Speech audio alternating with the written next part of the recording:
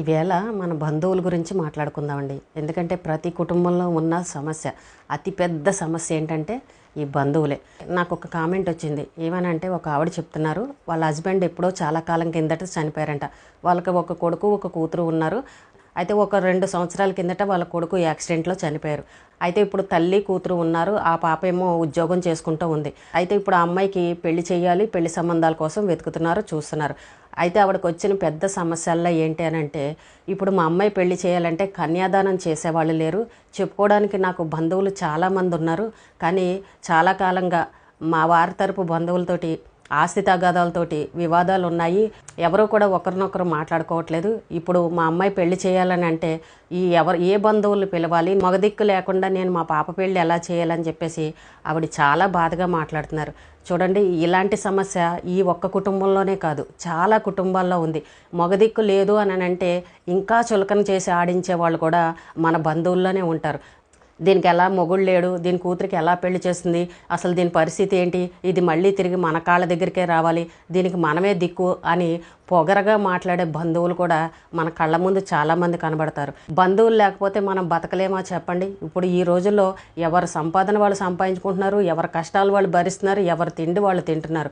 ఎవరింటికి వెళ్ళి చేజాచే అంత పరిస్థితి అయితే ఎవరికీ లేదు. కానీ కుటుంబాల్లో వివాదాలు ఉన్నాయి, గొడవలు ఉన్నాయి. సంవత్సరాలుగా తోడబుట్టిన వాళ్ళే, సొంత వాళ్ళే మాట్లాడుకోవట్లేని వాళ్ళు ఇప్పుడు మన కళ్ళ ముందు చాలామంది కనబడుతున్నారు. కానీ ఇప్పుడు ఒక్కసారి మనం కరోనా టైంకి వెళ్దాం. కరోనా సమయంలో ఏం జరిగిందండి? ఎంతోమంది పెళ్ళిళ్ళు చేసుకున్నారు. ఒకరింటికి ఒకరు వెళ్లకుండా 10 మందిని 20 మందిని పెట్టుకుని పెళ్ళిళ్ళు చేసుకున్న వాళ్ళు ఉన్నారు. డబ్బున్న వాళ్ళు, కోటేశ్వర్లు కూడా అదే పని చేశారు. సెలబ్రిటీలు కూడా ఎక్కువ మందిని పిలుచుకోకుండా ఒక్క 50 మందితోటే పెళ్లి చేసుకున్న వాళ్ళని కూడా మనం చూసాం. కరోనా టైంలో ప్రతిదీ అడ్జస్ట్ అయిపోయాం. వాళ్ళొచ్చి బట్టలు పెట్టాలి, వీళ్ళొచ్చి కన్యాదానం చేయాలి, వాళ్ళే వచ్చి ఇది చేయాలని మనకి కొన్ని సాంప్రదాయాలు, రూల్స్ ఉన్నాయి. కానీ కరోనా టైంలో వాటినన్నిటినీ పక్కన పెట్టి ఉన్న వాటిల్లోనే అడ్జస్ట్ అయిపోయి చేసుకున్నాం. అటు అబ్బాయి తల్లిదండ్రులు, ఇటు అమ్మాయి తల్లిదండ్రులు సింపుల్గా ఉండి చక్కగా పిల్లలు పెళ్ళిళ్ళు చేశారు. ఖర్చు కూడా చాలా తక్కువైంది.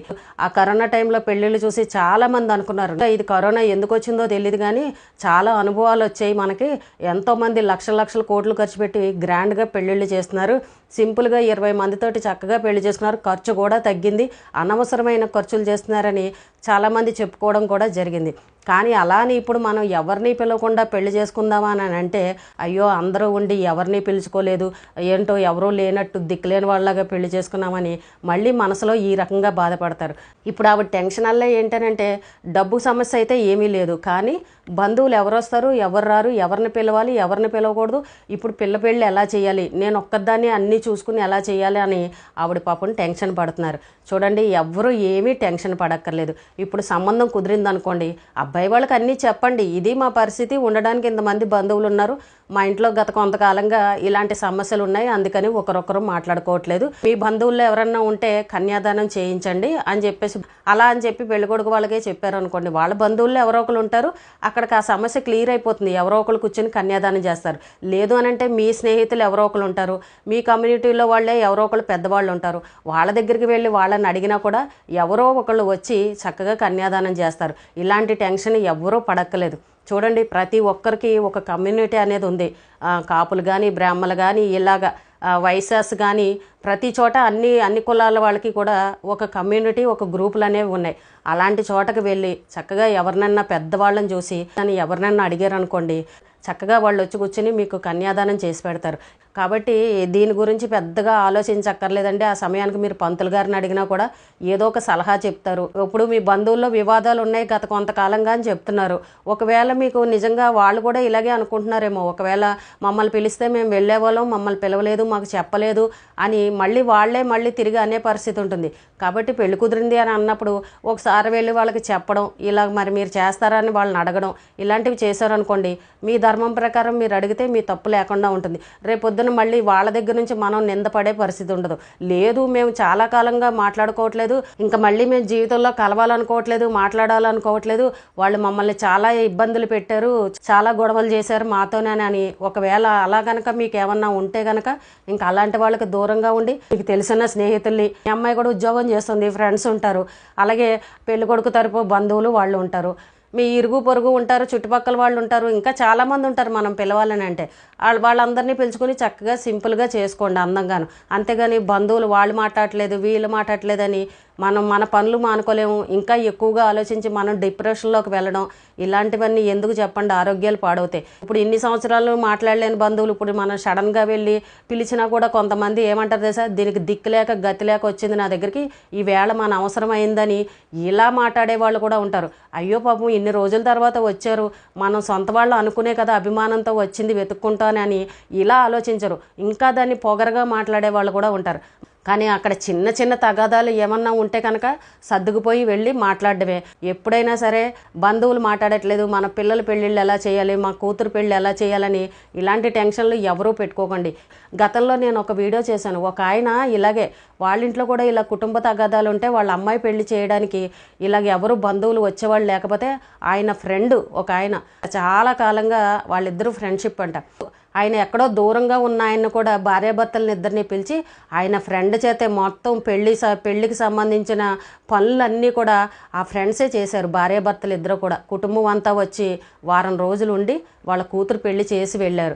ఆయన కూడా ఇలాగే టెన్షన్ పడ్డారు, మా అన్నదమ్ములు ఎవరు మాట్లాడరు, మా అక్క చెల్లెలు మాట్లాడరు, మా అమ్మాయి పెళ్ళి ఎలా చేయాలని ఇలా టెన్షన్ పడుతుంటే భార్యాభర్తలు ఇద్దరు కూడా వాళ్ళ అమ్మాయి పెళ్లి చేసి అన్నీ చక్కబెట్టి అన్నీ చేసి వెళ్ళారు. చూడండి, మనకి సొంత బంధువుల కంటే కూడా మంచి స్నేహితులు ఉన్న వాళ్ళు కూడా ఉన్నారు. స్నేహితులను కూడా అందరినీ తప్పు పట్టకూడదు. ఎప్పుడు కూడా మనకు ప్రాణాలు ఇచ్చే స్నేహితులు ఉంటారు, ఆపదలు ఆదుకునే వాళ్ళు ఉంటారు, నీకెందుకు నేను ఉన్నాను చేస్తాను ఉండు అని అనే స్నేహితులు కూడా మన కళ్ళ ముందు ఉంటారు. కాబట్టి ఎప్పుడూ బంధువుల మీదే ఆధారపడడం, బంధువులు రాలేదని టెన్షన్ పడి ఆలోచించడం ఇలాంటివి మానేసుకోండి. చక్కగా మీరు ఏం చేయాలనుకున్నారో అది చేయండి.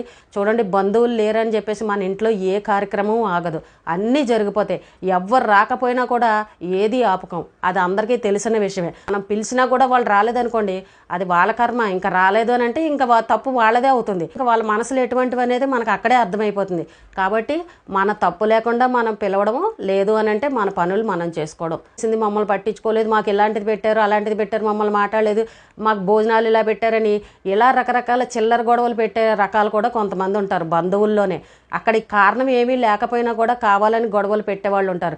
అయ్యో వాళ్ళు బిజీగా ఉన్నారు, పెళ్లిలో అడావిడిలో ఉన్నారు, పోన్లే మనల్ని పట్టించుకోలేదు మాట్లాడలేదులే, అంత అడావిడిలో మనల్ని ఎలా పట్టించుకుంటారని సర్దుకుపోయే మనస్తత్వాలు కొంతమందికి ఉండవు. కావాలని కీచులాట్లు పెట్టుకుని గొడవలు పెట్టేవాళ్ళు కూడా ఉంటారు. ఇలాంటివన్నీ కూడా మరి మనం తట్టుకోగలం భరించగలం అని అనుకుంటే ఏమో చుట్టాలందరినీ పిలుచుకోవాలి, లేదు అని అనుకుంటే ప్రశాంతంగా హాయిగా జనాలు ఎక్కువ మంది లేకుండా మీ శాస్త్రోక్తంగా చక్కగా పెళ్ళిళ్ళు చేసుకోండి. ఒకవేళ ఇప్పుడు ఆవిడ ఎంతమంది బంధువులు పిలిచారో అనుకోండి, ఇక్కడ ఒక పక్క పెళ్లి జరుగుతూ ఉంటుంది, పెళ్లిని చూసుకోవాలి, ఒక పక్కన మళ్ళీ వచ్చిన బంధువులను అందరినీ చూసుకోవాలని అంటే ఆవిడ ఎలా చేయగలరో చెప్పండి, అన్నిటికీ కుదరదు కదా. మరి ఇప్పుడు అందరినీ పిలిచి మళ్ళీ పాపం ఆవిడ పట్టించుకోలేదు అనుకోండి, రకరకాల మాటలు మాట్లాడతారు. మీరు తక్కువ మంది బంధువులు పిలుచుకుని చక్కగా అందంగా పెళ్లి చేసుకోవడమే బెటరు. మనకి వెనకాల సాయం చేసి నిలబడే వాళ్ళు ఉండి అన్ని పనులు చూసుకునే వాళ్ళు ఉంటే మనం ధైర్యంగా ఉండొచ్చు. ఇప్పుడు డబ్బు అంటే ఖర్చు పెట్టగలం, కానీ ఈ వచ్చిన చుట్టాలని అక్కడ అన్నిటినీ చూసుకుని పట్టించుకోవాలని అంటే అది సాధ్యమయ్యే పని కాదు. ఆడవాళ్ళకి చాలా కష్టంగా ఉంటుంది. మీకు ముఖ్యమైన వాళ్ళని పిలుచుకోండి, మీతో ఎవరైతే మాట్లాడతారో బంధువులు కానీ స్నేహితులు కానీ అలాంటి వాళ్ళని పిలుచుకుని చక్కగా చేసుకోండి. కరోనా టైంలో పెళ్ళిళ్ళు ఎలా జరిగాయో వాటిని దృష్టిలో పెట్టుకుని బంధువులు లేని వాళ్ళు చక్కగా అలా చేసుకోండి, ఏమీ టెన్షన్ పడద్దు. ఇప్పుడున్న జనరేషన్లో అన్ని కుటుంబాల్లోనూ ఉంది, అందులోనూ 95 మంది కుటుంబాల్లో గొడవలే కనబడుతున్నాయి. బాగా కలిసి ఉన్న వాళ్ళు అయితే ఒక 5-6 కుటుంబాలు కనబడుతున్నాయి అంతే, 100లోనూ ఏవో ఒకటి కారణాలు, ఏవో ఒకటి గొడవలు. డబ్బు కార్లు ఉండి హుందాగా ఉన్నారనుకోండి, అలాంటి వాళ్ళకి ఎన్ని గొడవలు ఉన్నా రాసుకుని పూసుకుని తిరుగుతూ ఉంటారు, వాళ్ళ ఇళ్ళకి వదలరు. డబ్బుని చూసుకుని చుట్టాలు దగ్గర అయ్యే వాళ్ళు ఉంటారు. కొంచెం ఏమీ డబ్బులు లేకుండా ఏదో మిడిల్ క్లాస్ లాగా ఉండి అలా జీతాల మీద బతికే వాళ్ళు ఉన్నారనుకోండి, అలాంటి వాళ్ళ దగ్గరికి ఈ బంధువులు ఎవ్వరూ రారనమాట. ఏదో బెల్లం చుట్టూ చీమల్లాగానో ఎక్కడ డబ్బులు ఆస్తులు ఉంటే వాళ్ళ చుట్టూనే తిరుగుతారు. ఈ బంధువులు కూడా అటువంటి వాళ్ళే అనమాట. ఇలాంటి భేదాలను కూడా చూసే తగులాడే బంధువులు మనలోనే ఉన్నారు. కాబట్టి ఇలాంటివన్నీ గుర్తుపెట్టుకుని వాళ్ళ మనస్తత్వాలు బట్టి ఆలోచించుకుని వాళ్ళని ఇంకా పిలవాలా వద్దనేది మీరు ఆలోచించుకోండి. ఈ బంధువుల మీద మాత్రం ఎవ్వరూ ఆశలు పెట్టుకోకండి, వాళ్ళ గురించి ఎక్కువగా ఆలోచించి మనసు పాడు చేసుకోకండి.